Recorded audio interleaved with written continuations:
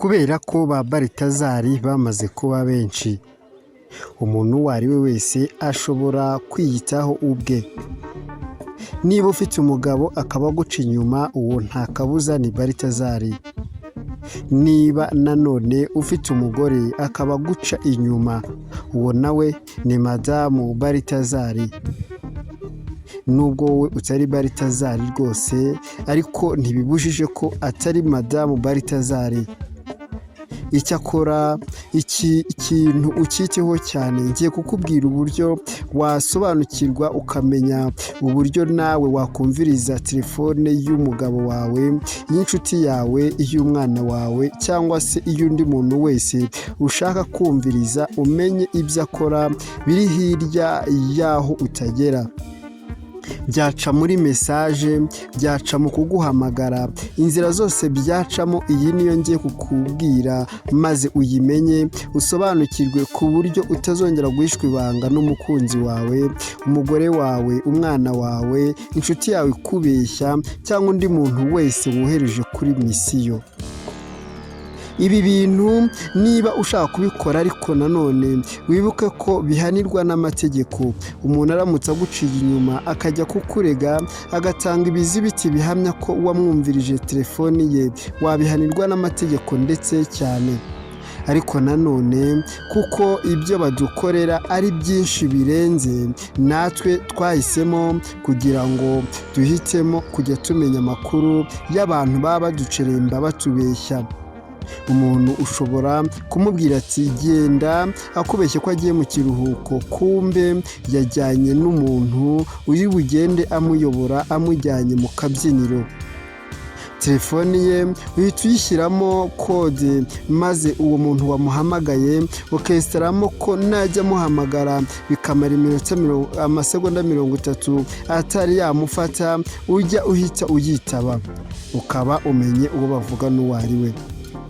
Cyane cyane iyo ugiye kubikora, wibanda kuri nimero imuhamagara kenshi, cyangwa se ukibanda kuri nimero cyane cyane uzi ko ukeka. Iyo nimero ukayandika muri telefone yawe, ukayishyiraho akamenyetso, warangiza nawe ugashyira kode ye muri telefone ukayihuza n'iyawe. Ibyo bituma abaguhamagara bose umenya neza ko harimo wa muntu umuhamagara kenshi, ubundi urebe ko bizahuza n'ibyo ukeneye kumenya. Ibi kandi niko binameze no kuri mesaje. Ujya muri mesaje ugahuza telefoni ye n'iy'uwo muntu ushaka kuneka, maze bamuhereza mesaje ukajya uzakira, akaba ari uzisoma, we cyakora ntamenye ibiri kujya mbere, kumbi mesaje zose bamuha ni wowe uzifatira. Ushobora gufata nanone ukavuga ati ndi busy, ariko telefone yanjye izajya yitabwa n'umugabo wanjye, umwana wanjye, umugore wanjye se cyangwa undi muntu w'inshuti.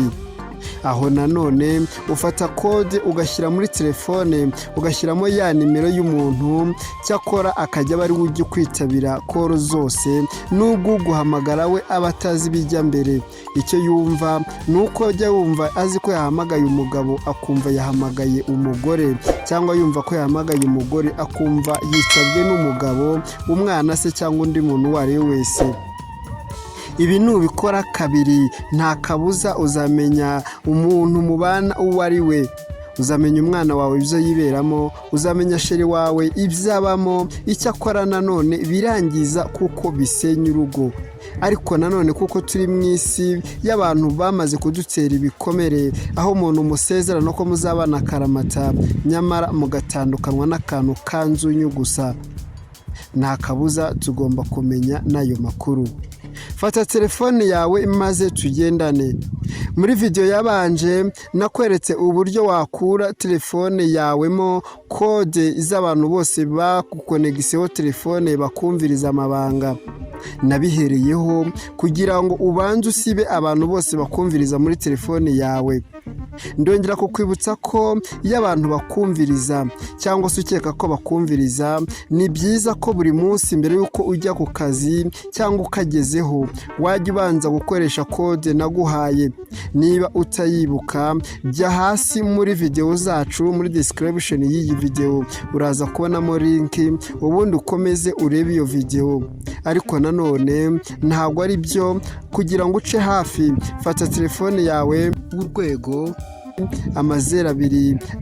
02 urwego, maze ubashe gukanda yes. Uraba ukuyemo abantu bose babashije gukonegita telefone yawe bakaba yumviriza. Igikurikiyeho nanone, reba telefone yawe wandike akanyenyeri 002 akanyenyeri nimero z'uwo muntu, nurangiza wandike urwego. Uraba umurangije cyane rwose.